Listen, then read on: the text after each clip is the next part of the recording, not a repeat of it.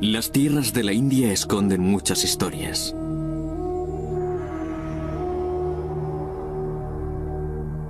Sus zonas rurales están llenas de vestigios de pueblos cuyos orígenes están profundamente enraizados en la antigüedad. Desde el principio, la historia de la India ha estado determinada por su geografía. La península india es una enorme masa de tierra con poderosas defensas naturales. Al norte, al este y al oeste se alzan grandes cordilleras. En el centro se sitúa la agreste meseta del Deccan. Al norte, en las fértiles llanuras del Indo y el Ganges, encontramos el corazón de la antigua civilización india.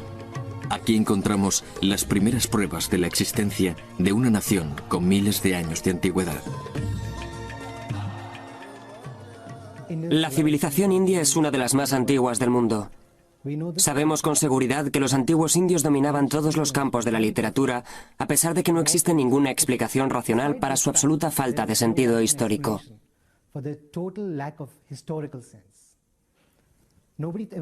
Nadie pensaba en dejar algo para la historia. La única información a la que podemos acceder está en libros sagrados que tratan sobre temas religiosos y hacen comentarios sociales sobre su época.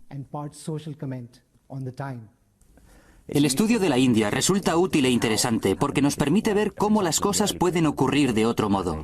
Por ejemplo, en el periodo antiguo, en las civilizaciones de la Edad de Bronce, se puede ver un modelo de desarrollo de los estados muy distinto al que apreciamos en Mesopotamia y Egipto. De la India siempre se dice que tiene una asombrosa capacidad para absorber influencias externas y convertirlas en algo genuinamente indio.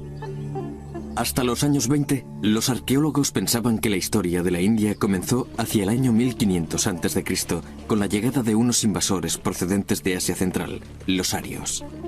Pero en 1922, los arqueólogos comenzaron a hacer extraordinarios descubrimientos en el valle del río Indo.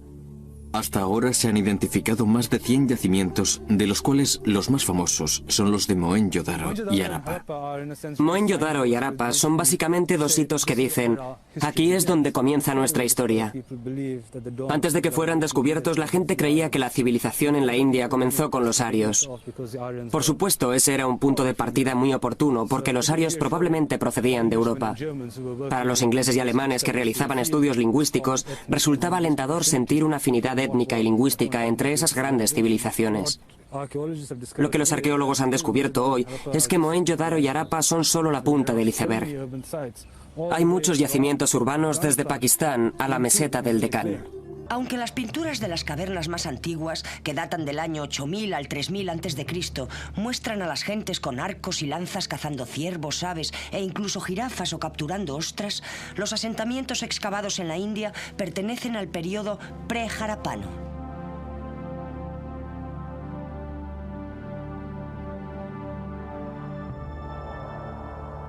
Se han hallado restos de cultivos de trigo y asentamientos de comunidades ganaderas del año 3500 a.C.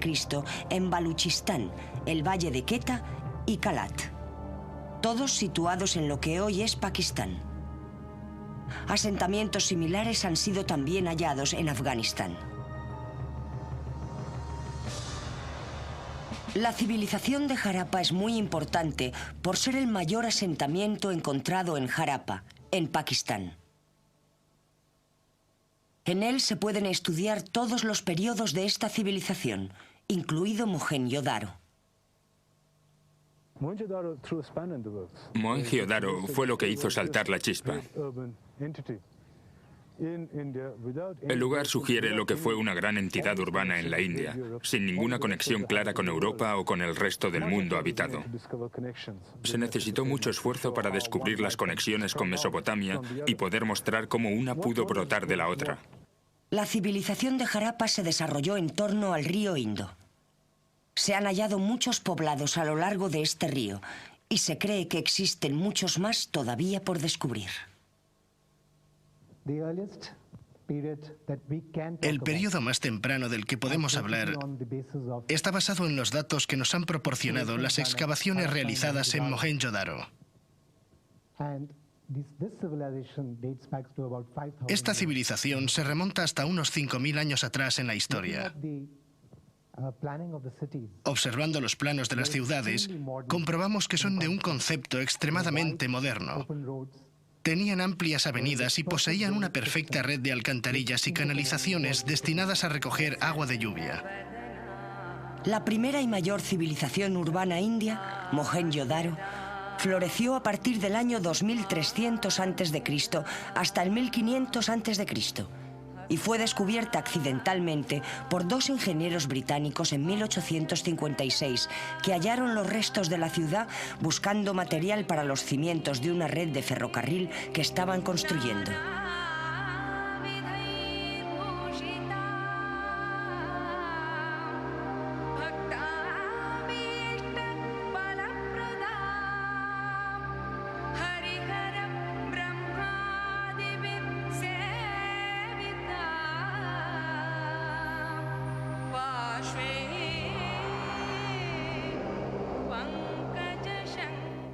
Los primeros signos de religión en la India pueden observarse en el arte de este periodo.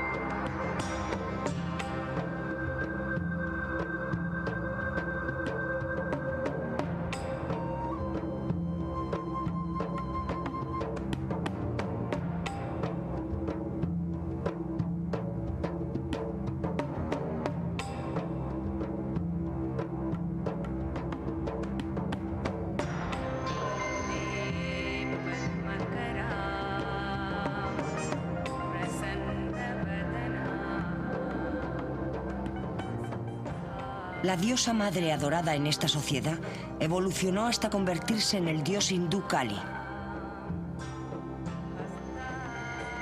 Otra importante diosa harapana posterior sería identificada como Shiva.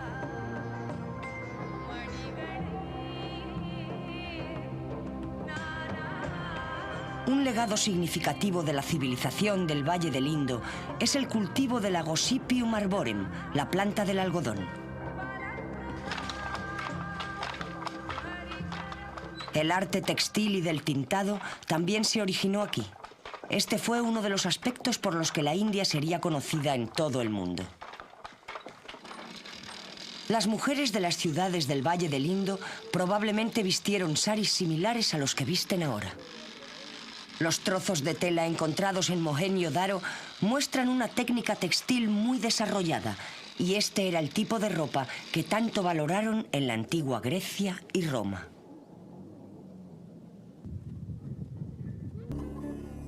Las gentes de esta antigua civilización son conocidas como Harappa o civilización del Valle Indo. Sea como fuere, llevaban una vida sofisticada. Eran granjeros que criaban ganado, cabras, camellos, cerdos y elefantes. Cultivaban trigo, cebada y algodón. Eran muy hábiles con el metal y en la fabricación de joyas, y sabían comerciar. En el corazón del pueblo de Lothal había un magnífico muelle en el que los buques mercantes cargaban productos del Valle del Indo. Los mercaderes navegaban hasta el mar de Arabia para comerciar con los pueblos de Mesopotamia. Los beneficios debían ser sustanciosos, ya que servían para mantener a 100 ciudades. Precisamente la naturaleza urbana de la vida en el Valle del Indo es la característica más intrigante de este misterioso pueblo. Las excavaciones realizadas a lo largo del Indo y en una franja costera de 100 kilómetros han mostrado ciudades construidas con una estructura similar, pero la capital, Harappa, es la más espléndida de las descubiertas hasta ahora. Al oeste de Harappa se levantaba la ciudadela, una zona elevada que albergaba el granero y los baños públicos. Las calles estaban dispuestas en forma de malla y discurrían aproximadamente de norte a sur y de este a oeste. Las tiendas y las casas que bordeaban estas calles estaban construidas en ladrillo.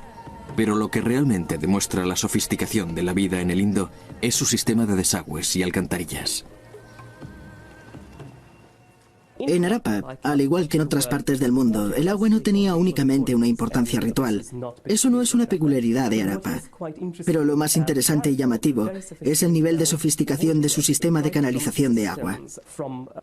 Comenzaba en los domicilios particulares y continuaba por estrechos canales construidos en ladrillo. Estos discurrían por los callejones y desembocaban en los canales de tamaño medio de las calles secundarias, que a su vez desembocaban en los grandes canales subterráneos construidos bajo las calles principales. Dichos canales vertían las aguas residuales fuera de los límites de la ciudad, bien en zonas deshabitadas, en un río o en un estuario. Hasta el Imperio Romano no se conocía nada parecido al sistema de desagües de Harappa y Mohenjo-Daro. Los pesos y medidas utilizados en el comercio estaban estandarizados y tenían un alto grado de exactitud. Cubrían una enorme área geográfica de 680.000 kilómetros cuadrados, mucho más grande que Mesopotamia y Egipto juntos. El Valle del Indo tenía una civilización única, muy distinta de la de Mesopotamia y Egipto. La lengua que hablaba este pueblo no ha sido descifrada, así que no podemos saber mucho sobre su vida social.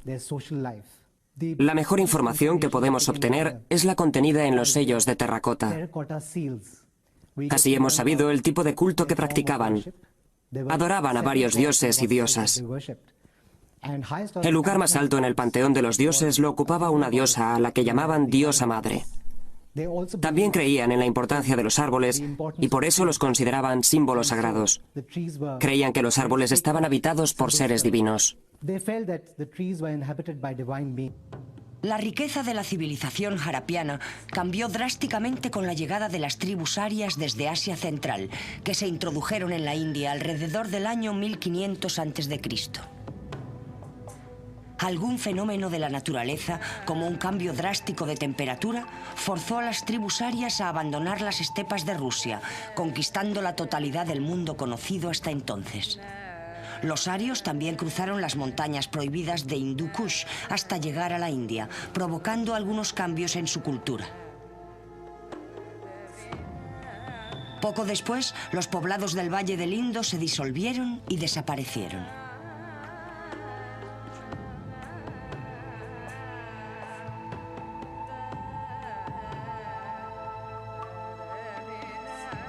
La historia de los arios en la India llega hasta nosotros a través de su lengua, el sánscrito, su poesía, que fue memorizada y repetida de una generación a otra, y su religión, que es muy parecida al hinduismo moderno, practicado hoy por la mayoría de los indios.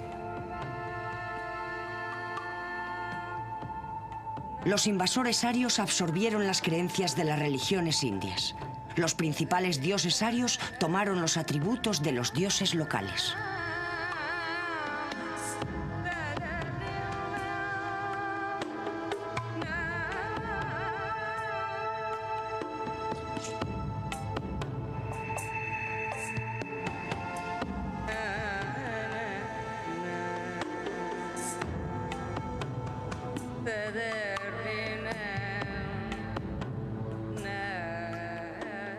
Los arios añadieron un nuevo dios a su panteón.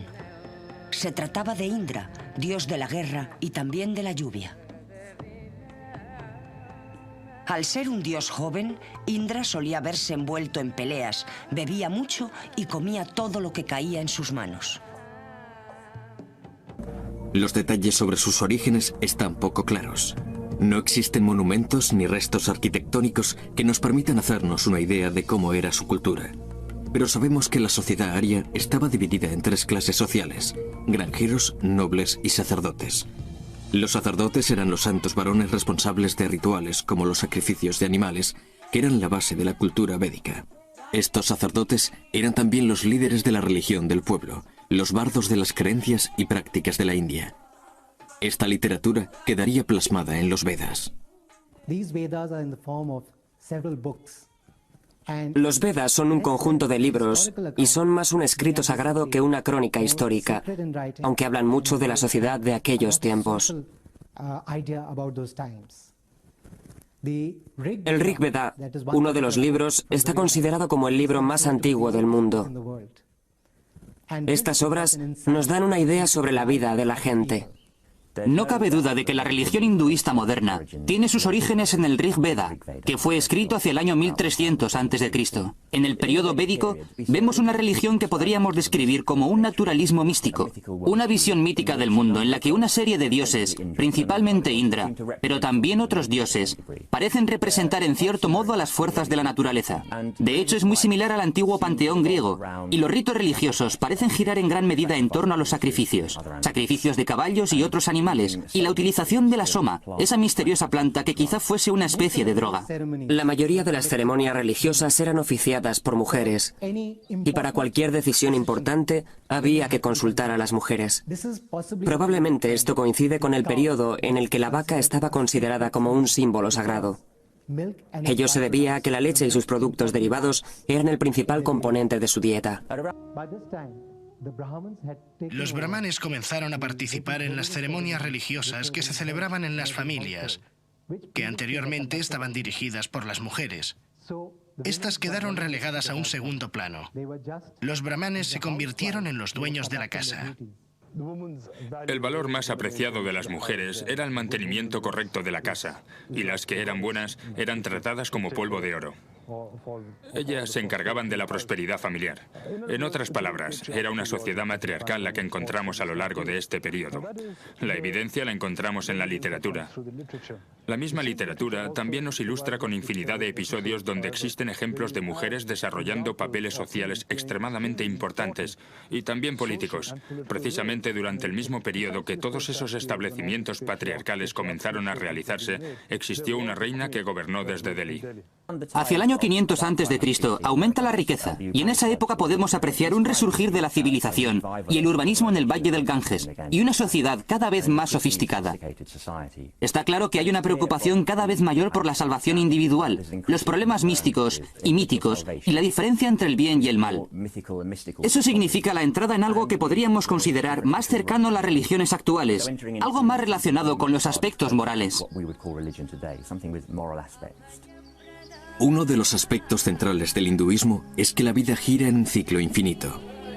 Según el principio del samsara, después de la muerte se produce un renacimiento. Pero la naturaleza de ese renacimiento está determinada por las obras de cada individuo. El camino elegido por una persona durante su vida afecta directamente a su reencarnación.